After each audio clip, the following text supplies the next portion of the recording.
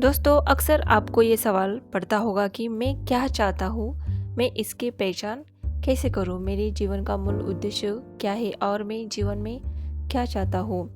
तो दोस्तों, इसके बारे में यूनिवर्स हमसे क्या कहता है। दोस्तों, हमें प्राप्त होने वाले जीवन अनुभव निरंतर हमारी अपनी इच्छाओं को पहचानने में मदद देते हैं। अपनी इच्छा को स्पष्ट रूप से जानने पर ही हम पूरी सजगता से किसी वस्तु को अवांछित बता सकते हैं। मैं जानना चाहता हूँ कि मैं क्या चाहता हूँ। इस उक्ति को दोहराना सहायक सिद्ध होगा, क्योंकि इससे हमें अपने उद्देश्य के प्रति सचेत जागरूकता के आकर्षण की प्रक्रिया शुरू हो जाएगी।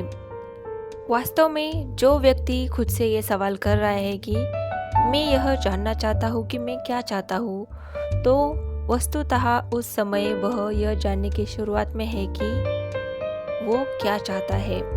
जीवन से मिले अनुभव से आपको मदद नहीं मिलती, लेकिन आप अपनी निजी दृष्टिकोण, निजी राय और प्राथमिकताओं द्वारा यह जान सकते हैं कि मैं इसे उससे अधिक पसंद करता हूँ, मैं इसे अनुभव करना चाहता हूँ, मैं इसे अनुभव नहीं करना चाहता।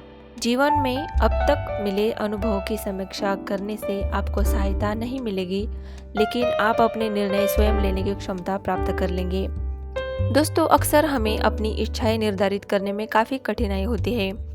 ऐसा इसलिए होता है क्योंकि हमें विश्वास नहीं होता कि हम जिस चीज़ की इच्छा करेंगे वह हमें प्राप्त हो सकती है। ऐसा इसीलिए क्योंकि हम न तो आकर्षण के नियम की शक्ति से परिचित है, न ही अपने स्पंदन के प्रति सचेतन जागरूकता है, और न ही हम अपने अनुभव में आने वाली वस्तुओं पर सचेत नियंत्रण रख पाते हैं। बहुत से लोगों ने कोई वास्तविक इच्छा रखकर उसे पूरा करने में कड़ी मेहनत करने की असुविधा को महसूस किया है, लेकिन वह फिर भी पूरी नहीं हो सकी, क्योंकि उन लोगों में उस इच्छा के प्राप्त होने से अधिक उसकी कमी से जुड़े विचार कहीं अधिक प्रबल थे।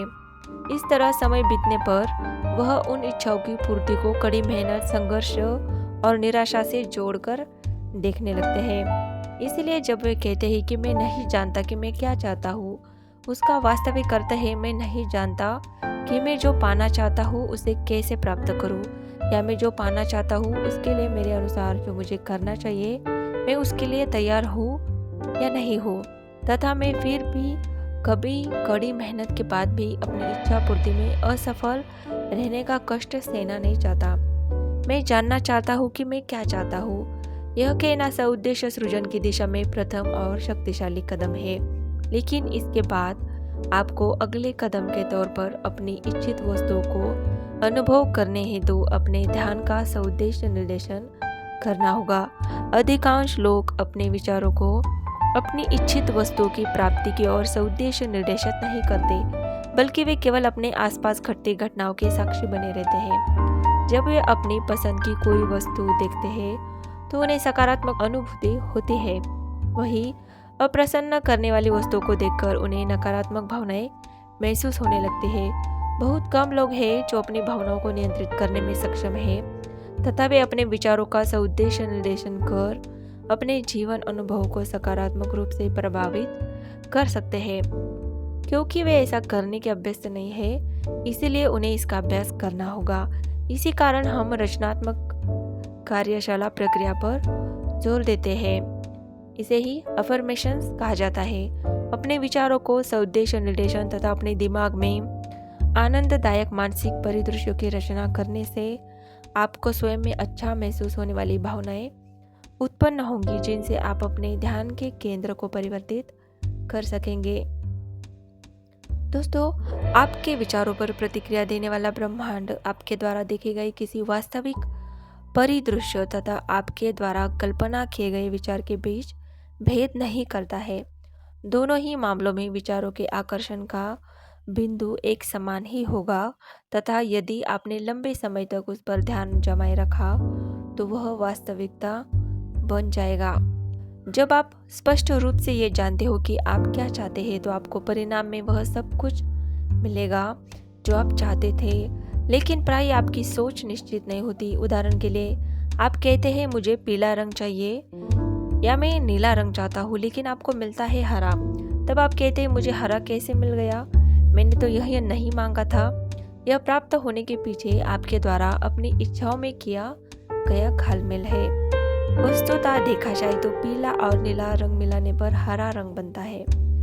इस तरह अवचेतन स्तर पर, सबकॉन्शियस लेवल पर इच्छाओं का मिश्रण हो जाता है और ऐसा अक्सर होता रहता है। यह क्रिया इतनी जटिल होती है कि आपकी चेतन विचार प्रणाली इसे नहीं सुलझा पाती, लेकिन आपका आंतरिक अस्तित्व इनमें विभेद कर आपको निर्देशक भावनाएं प्रदान कर सकता है। आपको बस इन भावनाओं पर ध्यान केंद्रित करते हुए स्वयं को अच्छी या सही लगने वाली वस्तुओं को आकर्षित करते हुए अपनी नापसंद वाली वस्तुओं को दूर करना चाहिए या दूर करना होगा। जब आप अपनी इच्छाओं को स्पष्ट करने के थोड़ा भी अभ्यस्त हो जाएंगे, तब आप लोगों से पहली बार मिलते हैं समझ जाएंगे कि उनसे कुछ महत्वपूर्ण प्राप्त हो सकता है या नहीं, तथा आपको अपने लिए वह अनुभव चाहिए या नहीं, आप इसे भी समझने लगेंगे। तो दोस्तों, ये है लॉ ऑफ अट्रैक्शन। आप इसे जितना गहराई से समझते जाएंगे, आप उसे उतना ही अच्छी तरह से समझेंगे और अपने जीवन में उतार पाएंगे। वीडियो अच्छा लगे तो प्लीज़ एक लाइक कीजिए, शेयर कीजिए और ऐसे ही रहस्यमय, आध्यात्मिक, मोटिवेशनल बातों से भरी हुई वीडियोस के लिए प्लीज़ चैनल को सब्सक्राइब जरूर कीजिए। वीडियो अंत तक देखने के लिए आपका बहुत बहुत धन्यवाद। Thank you so much.